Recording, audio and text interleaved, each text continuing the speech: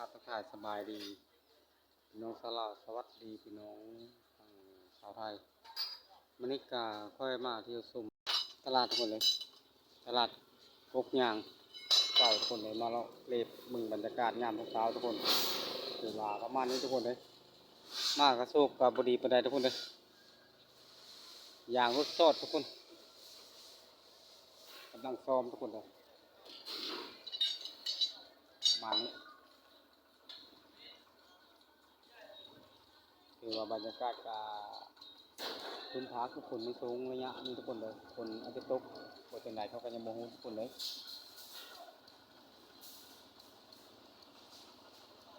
ตลาดนี้คือค่อยได้ถ่ายคลิปให้ทุกคนได้เห็นนะแต่ว่าค่อยมาซื้อของนิดๆน้อยๆทุกคนเลย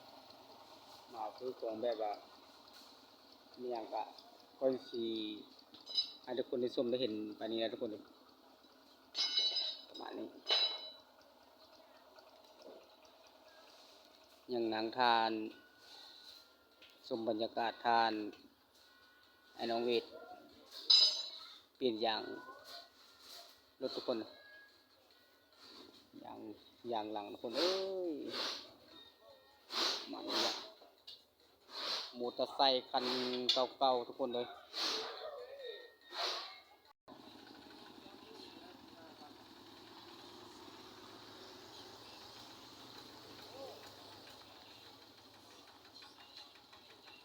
บรรยากาศประมาณนี้ทุกคนเอ้ยบรรยากาศคึกคืนอยู่ทุกคนตอนนี้กับพ่อกันยังอยู่งานสำรวจคือเก่าทุกคนคือว่าซ้อมรถแล้วกันยังรอตลาดทุกคนเลย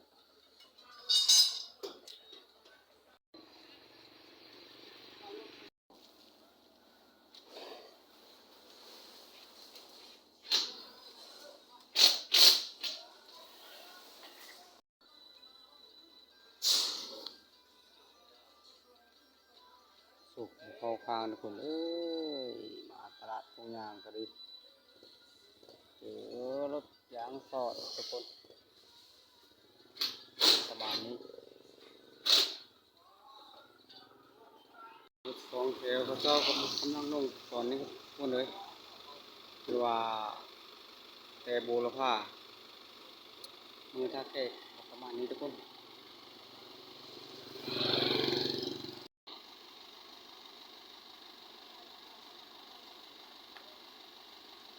ประมาณนี้ทุกคนเลยรถสองแถวของพี่น้องชาวลาวทุกคนจะทุกคนเห็นทุกคนเลยเขาเจ้าวิ่งตั้งแต่โบราผ้าเปลี่ยนขมวนประมาณนี้ราคาบริการก็ประมาณแสนขีดทุกคนแสนซ่าทุกคนเลยประมาณ100 กว่าบาททุกคน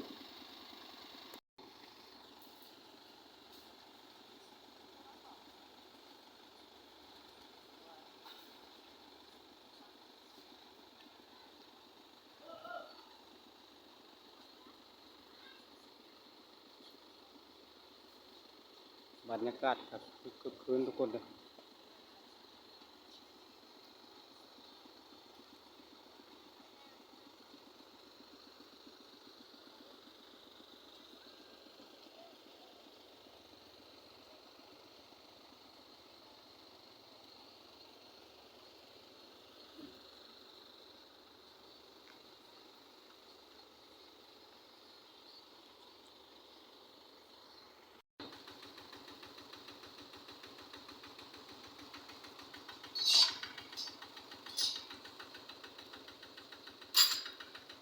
ว่าเกมไปแล้วทุกคน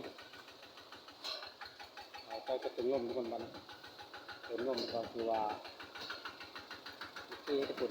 ราคาเราต้องปันหงมันเป็นฐานของเขาประมาณนี้ทุกคน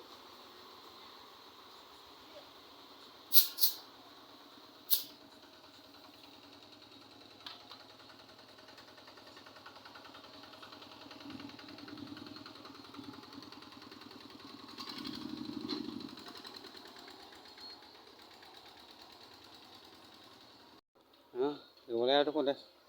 เท่าไหร่วะ60 กับบ่แพงมาได้ทุกคนเลย60ประมาณ100 บาททุกคนเลยบ่ถึง100ทุกคนเลยถือว่าเอาเงินได้คนนึงก็เลาะกันทุกคนเลย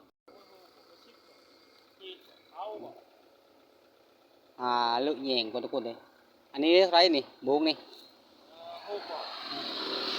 แสนเก่าเหงาจังแม่น6 เมตรหกคูณเท่าไหร่วะ6 คูณ 6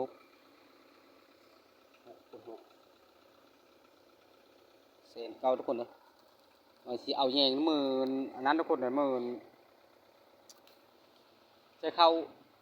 มึงภรรยาก็เด้อมารอซื้อมาใช้